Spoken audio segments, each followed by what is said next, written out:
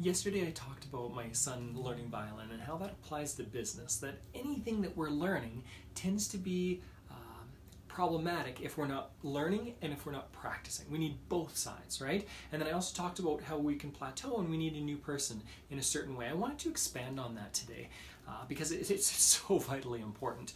So the first thing I want to say is business is quite simple when it all comes down to it. People who really understand business understand it as a very simple thing, and they can pick it apart really simply. I'm going to give you my understanding of business, the parts of business. I'm going to oversimplify this a little bit, but I'm going to do it for the purpose of giving you an idea of what can I really focus on in my business. Okay, so basically we've got sales, and some people put sales and marketing together. I'm going to actually separate them. Okay, we've got sales, we've got marketing, we've got people. So people is customer service, people is employees, people is business partnerships, whatever it is. And the last thing is research and development. That is your product, your service that you offer, the value that you bring to somebody. And what I want you to do for today is just think about this a little bit. Where is it that you're stuck? Where is it that you're plateauing? Where is it that you're not making improvements? Is it with sales? Is that what you need to work on? Sales is influencing people. There are already people coming to you, but you're influencing them to make a purchase. Is that where you're struggling? Is it that you don't have anyone to talk to? That's marketing. If you have no one that you're talking to about your business, you have no opportunity to sell somebody on your business or your idea, or the value that you can bring to somebody, that's marketing. And both sales and marketing are all about influence. Actually, 3 out of these 4 areas of business are about influence. The third area I discussed was people. So customer service, how are you influencing the people that you're working with? The service that you're bringing them, whatever that is. How are you influencing your employees if you have people working under you in the business hierarchy? What value are you bringing them? And then thirdly, how are you influencing them? Thirdly, what about a business partner? People in management, people who are closer in the hierarchy to you. How are you influencing them? How are you making a difference in their lives? How are they seeing you? How is communication going? Those 3 groups, so sales, marketing, and people, it's all about influence. So if you're struggling in one of those areas, what I would say is, if you want to know where to go, start focusing on communication and how you influence people.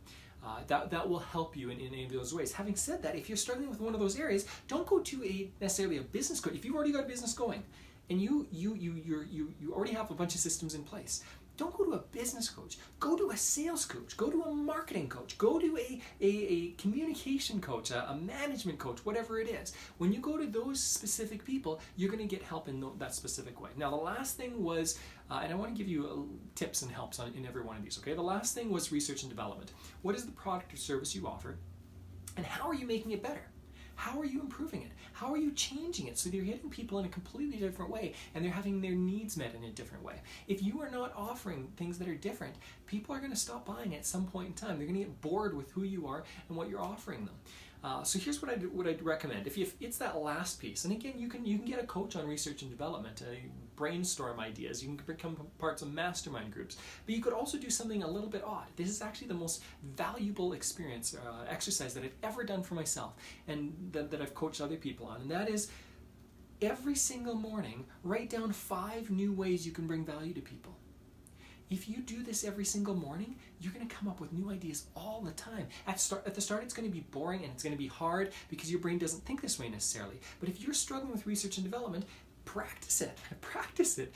Do this stuff, okay? Research and development is something that you can only learn so much on, okay?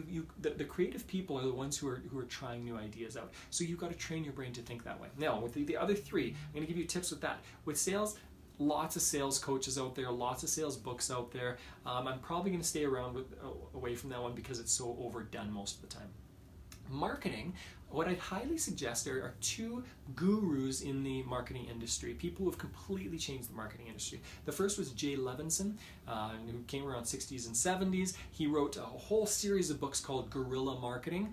So that series, anything in there would be helpful to get a taste of marketing for a small business. The second person would be Seth Godin. Seth Godin is brilliant, and he's changed how businesses think about marketing as well. He talks about them as a relationship with somebody and building that relationship over time, okay?